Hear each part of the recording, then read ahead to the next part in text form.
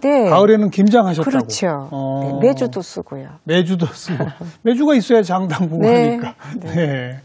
그렇게 이제 대학 교수로 오랜 세월 일하시다가 98년에 전통음식연구소를 만드셨죠. 네. 그건 어떤 계기가 있었습니까? 네. 저는 이제 방학 되면 해외 좀 연수를 자주 나가는 편이에요. 좀 전통 음식을 제가 전공했지만 또 해외의 음식은 어떤지를 알아야 돼서. 예. 그럼 저는 해외 가면 꼭 그 나라의 큰 서점, 그 요리 코너를 가보면 요리 책 코너. 그러면 이제 뭐 다른 나라 요리는 다 책이 잘 정돈돼서 있는 거예요. 하다못해 뭐 일본, 중국, 베트남 뭐 이런 태국. 네. 정말 우리가 사실은 식문화가 더 높고 오래됐는데 그들 요리책은 다 잘 되어 있는데 한국 요리책이 없었어요. 이건 20년 전 얘기입니다. 그랬나요?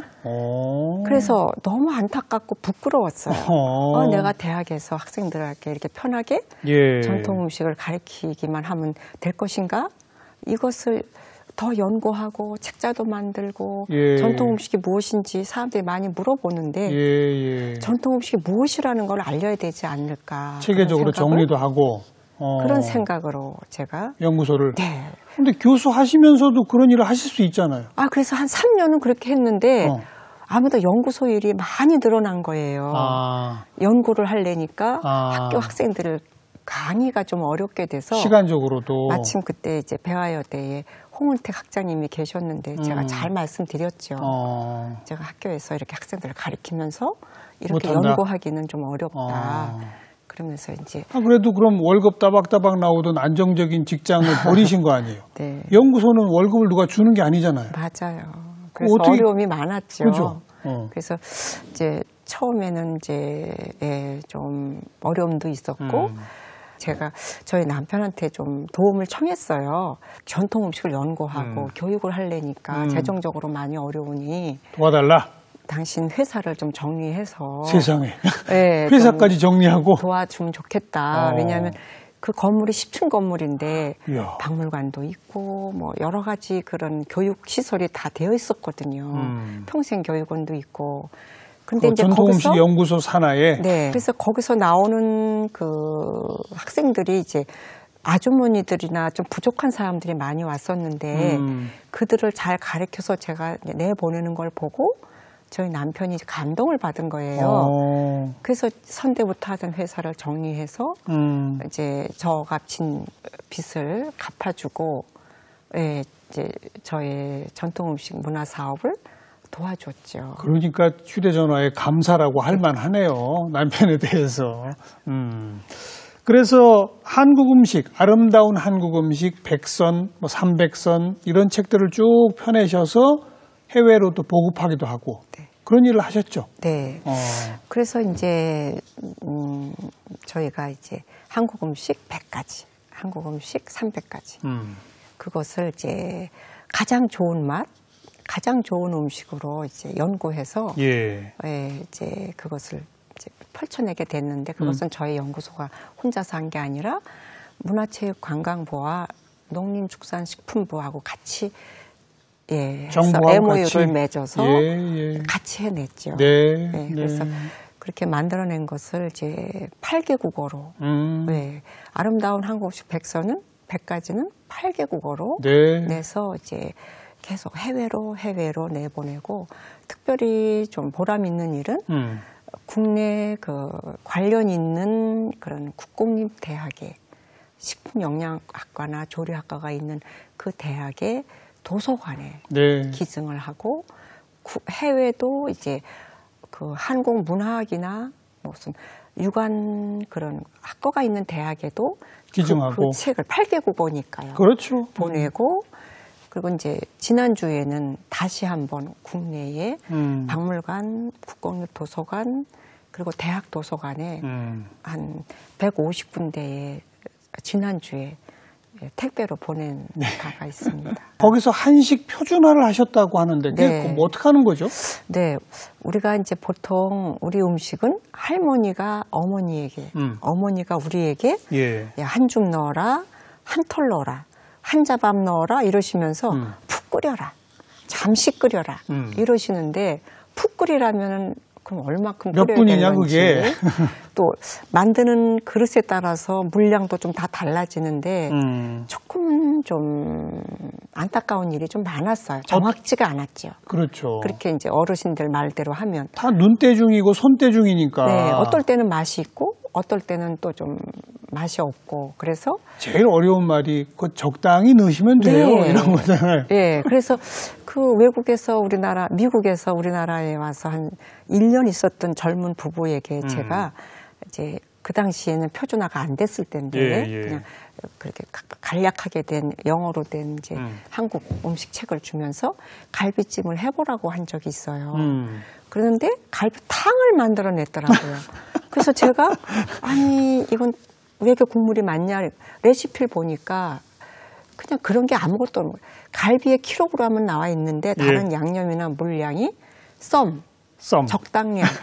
그러니까 그분이 이제 갈비찜이 갈비탕이 되더라. 그래서 이거는 정말 그런 가장 모범이 되는 그런 표준화가 필요하겠다는 생각을 하고 제가 이제 농식품부나 문체부에 알겠습니다. 네, 그렇게 이거 필요하다고 네. 많이 따라다녔죠. 그럼 거기서는 이제 정확히 무슨 뭐 밀리리터까지 해서 쫙 나와 있는 거예요? 그렇죠. 국제 공인된 단위 그 분, 킬로그램, 그램, 그리고 센치, 미리. 예, 그리고 그릇도 직경이 몇 센치, 높이가 몇 센치, 두께가 몇 센치. 불은 센 불에서 몇 분, 중불에서 몇 분, 약불에서 몇 분. 그야말로 표준화군요. 네, 그래서 정말 그 음식을 아무것도 할 수 없는 사람도 보면 할 수 있게. 할 수 있게. 네. 또 해외 또 8개국으로 나갔으니까 예, 누구도 세계 누구도 맞아요. 우리와 똑같은 맛을 낼 수 있다는 거에 대해서 큰 의미가 있지요. 그 내용이 초등학교 5학년 교과서에도 실렸다고요? 네, 학부형이 와서 저한테 교수님 그 표준화된 그 음식 이야기가 우리 아이 교과서에 실렸다 그래서 예. 그러냐고 제가 감동했죠. 그렇게 이제 우리 전통 음식의 백선, 삼백선 표준화하고 8개국어 번역하고 뿐 아니라 우리 한식의 우수성을 세계에 알리는 일들을 오랫동안 해오셨죠? 네, 오랫동안 했죠. 그래서 처음 시작한 때가 이제 2003년부터 해외는 다녔어요. 그래서 오사카 식품 박람회를 필두로 동경식품 박람회, 독일 퀼른, 프랑스 파리 식품 박람회도 다니고 지금 이제 세계 각국의 대한민국 대사관이 있잖아요. 그럼요. 거기서 이제 그 국경일 날은 한국 음식 축제를 하는데 그때마다 다니면서 이제 대사관에서 이제 관저나 대사관에서 이제 한국 음식 축제도 열고 이제 뭐 대접도 하기도 하고 전시회도 하기도 하고 그리고 2010년부터는 이제 각 나라의 한식당을 하는 그런 해외 우리 동포들을 위해서 이제 그거는 농식품부하고 AT가 이제 같이 함께 지원하신 겁니다만 각 나라에 다니면서 한식당을 하는 분들, 경영주, 그 한식 조리사, 서빙하는 분들에게 그런 어떤 이러한 이제 정말 바로 된 한국 음식을 가르치고 교육시켜서 지금도 저는 그때 가르친 제자들이 지금도 저의 제자가 되어서 나라마다 12제자들이 다 있어요. 지금도 나라마다 12제자? 네, 톡을 하고 있죠. 네. 그 가운데는 세계적인 명사들도 있다면서요? 예, 이제 많이 찾아오시죠. 저희 한국 전통음식 연구소를 이제 해외 언론사들, 기자들도 많이 오시고 셰프들도 많이 오세요. 그렇겠죠. 그 이제 특히 또 미 대사관에서 이제 자기 나라에서 이제 오는 분들을 또 데려오기도 하는데 그 중에 기억에 남는 분들이 이제 몇 분 계세요. 그래서 그 미셀 콴이라고 피겨 선수? 그분도 한국 음식을 평상시 좋아했다는데 와서 저하고 김치를 담아보고 직접 와서 체험을 했어요? 같이 만들고 먹어보고 더 한국 음식이 앞으로 더 매력을 더 빠져들었다 이런 얘기도 하고 특히 그 백악관 그 그 오바마 대통령 계실 때 백악관 수석 조리사 샘 카스 셰프가 왔어요. 그냥 혼자 배우러 온 거죠. 이 대사관을 통해서. 오바마 대통령 방한 때 따라온 게 아니고? 아니고 휴가를 이용해서 배우러 온 거예요. 그런데 이제 너무나 그분이 절에서 수석 조리사를 하는구나라고 알게 된 거는 왔는데 장독대를 제가 보여줬더니 네. 간장, 된장, 고추장을 저희 10층에 장독대가 있어요. 예. 그래서 다 일일이 맛을 보고 음미하면서 정말 이 맛으로 한국 음식을 만드냐고 그러면서 이제 굉장히 그 기본이 되는 조미료에 대해서 놀라워했고 제가 그때가 여름이니까 삼계탕하고 불고기를 만드는 걸 가르쳐줬어요. 그래서 이제 상을 차리고 같이 앉아서 한식을 먹는 예법도 가르쳐드리고 그랬는데 이제 그분 말이 정말 한국 음식이 건강한 것 같다. 어서 가서 그 오바마 대통령에게 햄버거 드시지 말고 한국 음식 드시라고 말씀을 해드려야 되겠다 그러면서 그런 유머도 하고 가고. 근데 원래 그분이 한식에 관심이 있으니까 배우러 왔겠죠? 휴가 기간 동안에? 아마 그러기도 하고 한국에 관심이 있었던 것 같아요. 그래서 이제 와서 이제 배우가면서 저를 이제 초대하겠다고 그래요. 백악관으로? 네. 그런데 이제 우리가 보통 왜 서로 인사하고 헤어질 때는 다시 뵙겠습니다. 이렇게 그게 인사잖아요. 언제 한번 모실게요. 이제 이러고 잊어버리죠. 네. 그런데 놀랍게도 진짜 몇 달 후에 초대를 했어요. 초대장이 와서 와달라고. 그래서 백악관만 가서 본 게 아니라 백악관의 주방을 다 이렇게 다 봤어요. 당연히 그러려고 초대했겠죠. 네. 그래서 이제 저희가 이제 만들어간 한과도 좀 드리고 자기들이 만든 초콜릿과 차도 좀 대접하고 제가 한국 음식 백선 영어로 된 것도 주니까 그분들도 또 이제 그런 자료도 주고 그래서 그 당시 갔을 때는 이제 영부인이 이제 해외 출장을 가고 안 계셨었거든요. 오바마 여사. 그런데 이제 제가 이제 다녀갔다는 소리를 듣고 편지를 보내왔어요. 직접 만났어야 되는데. 오바마 대통령이 자기가 그 당시 뉴욕에 무슨 자선 무슨 행사가 있어서 못 봤다 그러면서 이제 편지가 와서 또 제가 한번 감동됐죠. 초창기 해외 이런 행사 다니시고 그럴 때에 비해서 지금 상당히 세계인들이 한식에 대한 관심도는 높아졌다고 봐야죠. 네. 많이 높아졌죠. 이제 제가 그걸 언제 좀 알게 됐냐면 저는 작년에 그 MBC하고 같이 이제 프랑스 파리에서 김치 페스티벌을 열었어요. 김치 페스티벌? 네. 그래서 에펠탑이 있는 15구 구청 그 건물 안에서 했는데 이제 그 행사를 다 끝나고 저는 이제 대단했죠. 그 시민들이 와가지고 파리 시민들이 그리고 단에서 또 구청장이 또 특별히 또 한국 음식에 대해서 관심 있는 분이라 배추를 들고 막 이렇게 그 빵빠레를 또 울리기도 하고 오픈식을 했었거든요. 담은 건 또 가져가기도 했는데 끝나고 저는 바로 오질 않고 이제 시내를 한번 돌아봤어요. 파리 시내에? 며칠. 그래서 이제 한국 음식도 먹어보고 일본 음식도 먹어보고 그러는데 마침 제가 유심히 이제 일본 식당도 가보고 한국 식당도 가봤어요. 저는 너무 놀라웠어요.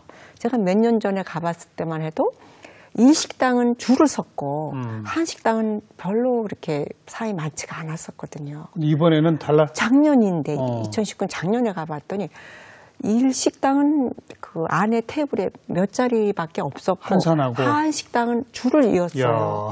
저는요 너무나 놀라워서 그동안에 한식 세계화를 위해서 같이 함께 일했던 동지들에게 현장에서 전화를 한 거예요. 사진도 보내주고. 이렇게 줄 서서 한식을 즐기더라.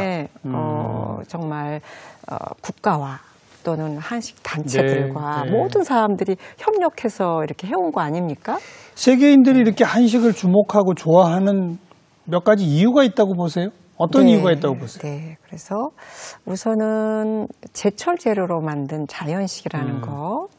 이제 두 번째는 그 여러 가지의 색깔이 고루 들어가는 음식이 많아요. 색깔? 오방색이 들어갔다 그러죠. 아하. 그거는 영양도 많지만 고루가 있지만 우선은 아름답죠. 미적인 감각도 네. 있다. 그다음에 이제 먹으면 약이 된다는 그런 말이 있잖아요. 발효 음식이 많아요. 발효 음식. 장류부터 뭐 김치, 젓갈, 식초, 맞아요. 전통주.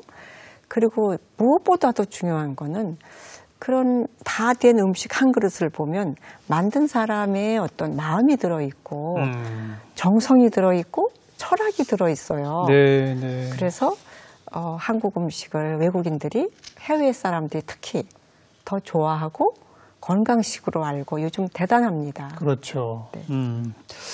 우리 소장께서는 전통 음식 다양한 연구도 있습니다만은 떡에도 주목하셔가지고 발명가상도 받으셨죠? 네, 여성 발명가상을 받았습니다. 아니 떡을 어떻게 하셨길래 발명가상을 받으신 거예요? 네, 우리 떡하면 이제 굉장히 크고 푸짐하고 좋은데 네. 이제 아무래도 이렇게 고물이 떨어지니까 조금 먹기는 좀 불편하잖아요. 예. 그래서 저는 이제 한 입에 이렇게 쏙 들어가는 그런 크기의 떡을 많이 개발했고 영양과 이런 한 끼 식사로도 될 수 있는 그런 떡을 많이 개발을 하게 되었는데 그 중에 이제 제가 6개월간 상온에 두었다가 먹을 수 있는 레토르트 떡을 개발하게 되었어요. 레토르트? 네, 우리가 햇반처럼 맞아. 레토르트 용기에 들어있는 떡을 개발을 해서 그냥 상온에 두었다가 언제든지 먹고 싶을 때 전자레인지에다가 돌려서 먹는다든지. 햇반 같은 떡이군요. 네, 그러니까. 그렇죠.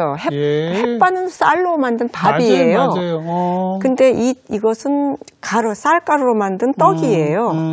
그래서 그렇게 6개월간 이제 상하지 않는 떡을 이제 개발했고 그 떡을 한동안 북한에 이제 고아원에 보내기도 하고 그리고 이제 일본의 쓰나미 현상이 심했을 때 일본 대사관을 통해서 또 보내기도 하고 또 이제 여러 군데 국내에 이제 조금 어려운 곳에도 많이 보내서 그걸로 인해서 이제 제가 획기적이네요.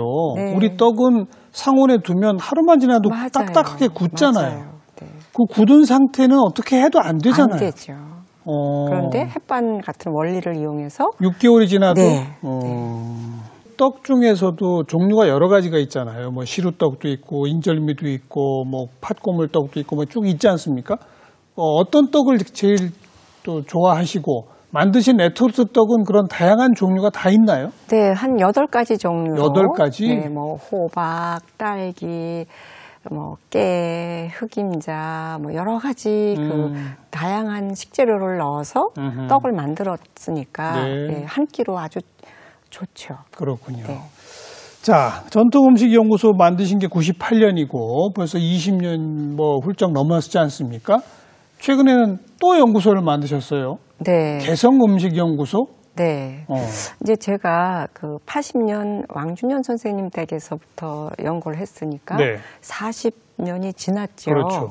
이제는 이제 우리 전통 음식이 좀 이제 많이 연구가 되고 또 정립도 되고 재현도 되고 특히 제가 1400년부터 1900년까지 600년간의 그 100년 단위로 고조리서를 연구하고 재현해서 실제로 요리책으로 만들어냈어요. 그러니까 누가 저한테 자꾸 물어보는 거예요. 이제 제가 전통조리학과 교수니까 교수님 전통 음식이 뭐예요? 자꾸 질문을 하니까 저로서는 처음에는 뭐 대답을 한참 했지만 계속 되니까 책으로 봐라. 이제 이거 아니다. 그렇죠. 내가 그 식료찬요라는 그 1400년도에 그 전순이라는 어이가 만든 최초의 그런 식이요법서가 있거든요.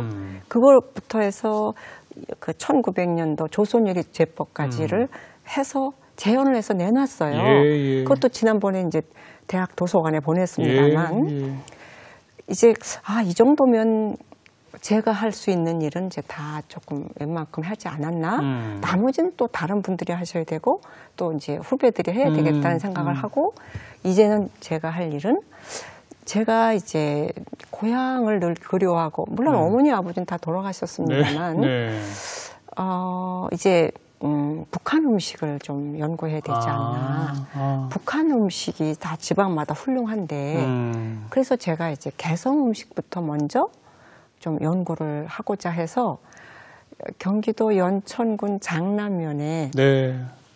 이렇게 텃밭이 딸린 작은 집을 제가 이제 짓고 이제 제가 가을부터 거기서 북한에서 심는 식재료 또 개성의 인삼도 심고 그래가지고 그 연천군 거기가 휴전선 가까운 거기죠? 네, 거기서 저희 개성이 30분 거리예요. 일부러 거기다 터를 잡으신 거예요? 제가 가보니까 친척들을 안내로 갔는데 그 장남면이 꼭 제가 듣던 그 어릴 때 개성하고 똑같아요. 고향마을 같았어요? 네, 인삼밭이 쫙 있고 들판에 내가 여기서 개성을 왔나 그랬어요. 그래서 거기다가 조그만 텃밭을 일구고 있고. 그러니까 그 얘기는 개성하고 가까운 땅에 일본 식재료여야 북한 맛을 내죠. 맛을 낼 수 있다. 뭐 고수라든지. 철두철미하시네요. 그래서 작지만 한번 거기서 식재료를 심어서 개성 음식을 연구하고 그것이 끝나면 또 다른 지역, 북한 지역 거를 해보려고 해요. 개성 음식 연구는 또 옛날 기억도 있고 하니까 이제 금방 또 이어질 수 있을 것 같고 왕준현 선생도 개성 출신이었고 하니까. 네, 어머니한테 배우고 우리 왕준현 선생님한테 배우고. 그럼 나머지 평안도, 함경도 이런 쪽 음식은 그럼 어떻게 연구를 하실 수 있나요? 북한에 가보셔야 될 거 아니에요? 맞아요. 그러니까요.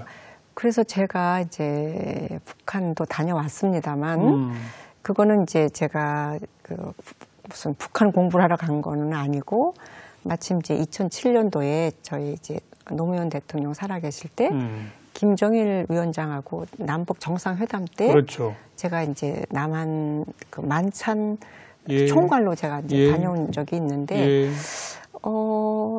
이제 저는 이제 지금 이북 오도청이라는 데가 있어요. 맞아요. 구기동에. 거기에 제가 이제 요즘 자주 나가요. 거길 통해서? 네, 그래서 이북 오도청에 이제 거기 각 도별로 다 사무실이 있고, 다 각각의 그 실향민들이 모이세요. 거기 도지사분들도 다 계세요. 네. 그래서 이제 경로 잔치할 때는 제가 가서 떡도 해다 드리기도 하고. 알겠습니다. 예, 그래서 그분들을 통해서 평안도, 함경도 옛 어르신들 통해서 또 배우고. 네. 그래서 우선은 지금 개성 어르신들을 통해서 배우고 있어요. 네. 그래서 우리 전통 음식을 체계화하고 표준화하신 것 못지않게 이제 북한 음식까지도 각 지역별로 하루빨리 체계화, 표준화하실 수 있기를 저희도 기대하도록 하겠습니다. 오늘 좋은 말씀 잘 들었습니다. 고맙습니다. 네.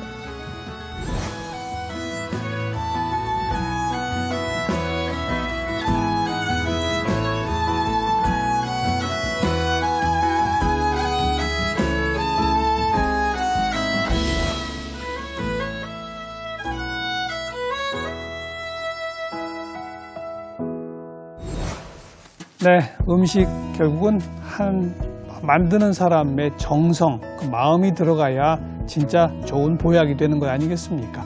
자, 오늘 여기서 마치겠습니다. 다음 시간 또 뵙죠. 안녕히 계세요.